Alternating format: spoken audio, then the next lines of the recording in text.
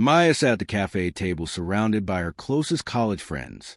They were dressed in sleek outfits, sipping lattes and trading gossip about relationships and celebrity scandals.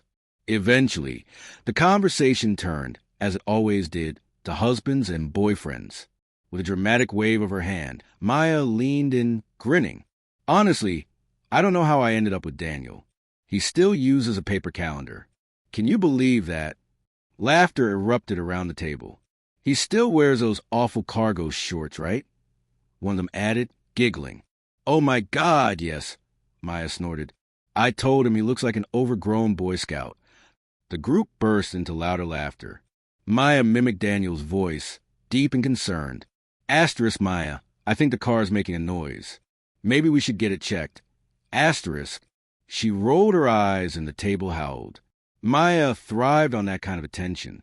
When her friends laughed, it felt like validation, even if the jokes were at Daniel's expense. What she didn't know was that Daniel had entered the cafe just moments earlier, holding a small paper bag of pastries. Her favorite. It was a peace offering after a minor argument that morning.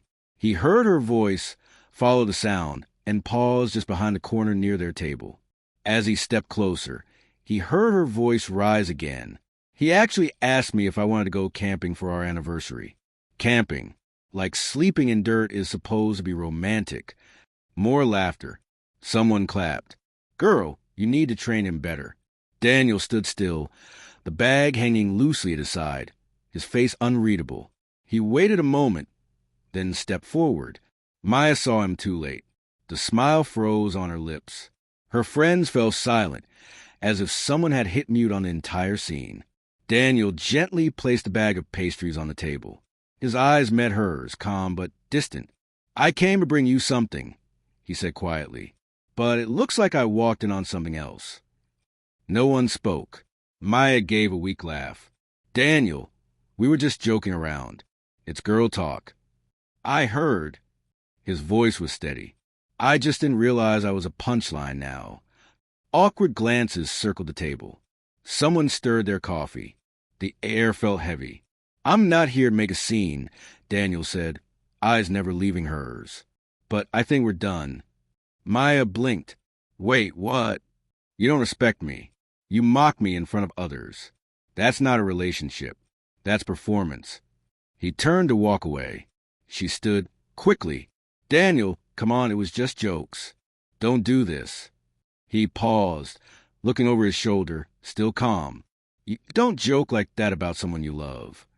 The cafe was quiet now. Even strangers at nearby tables were watching. Some pretended not to, others stared openly. Maya felt her cheeks flush, not just from embarrassment, but confusion. She never thought he'd take it this seriously. After he left, her friends tried to laugh it off. He'll cool off. He just took it too personally. But deep down, Maya knew it wasn't just about that day. It had been building for a long time. Back home, Daniel packed a small suitcase. He didn't yell. He didn't slam doors. He moved with the kind of quiet finality that made it feel even more real. Maya returned an hour later. The silence in the house was heavier than any fight they'd ever had. On the kitchen counter, she found a note. Asterisk, when you love someone, you lift them up, not tear them down in front of others. I wish you all the best. Maya, I truly do. Asterisk. She read the words over and over. Tears came, slow and steady. She hadn't hated Daniel. She thought their love was strong enough to survive her sarcasm. She thought he knew she didn't mean it. But maybe she had chipped away at him too many times. The next day, she called him. No answer. She sent a long apology via message. His reply was simple. Asterisk, I appreciate your apology, but I need space to heal. Please respect that. Asterisk. Her friends grew distant too. The gossip didn't feel fun anymore. The spotlight felt cold. A week later, Maya sat alone at that same cafe, in the same seat. She remembered how confident she'd felt that day, proud of making everyone laugh. But now all she could hear was the echo of Daniel's voice. You don't joke like that about someone you love. She started therapy, not to get him back, but to figure out why she needed people to laugh at the person who loved her to feel worthy. Daniel never blocked her, But he didn't return either. Months passed. He found peace. She found growth. And the memory of that moment, of laughter that cost her something real, stayed with her like a scar, a reminder of what she lost when she chose applause over affection.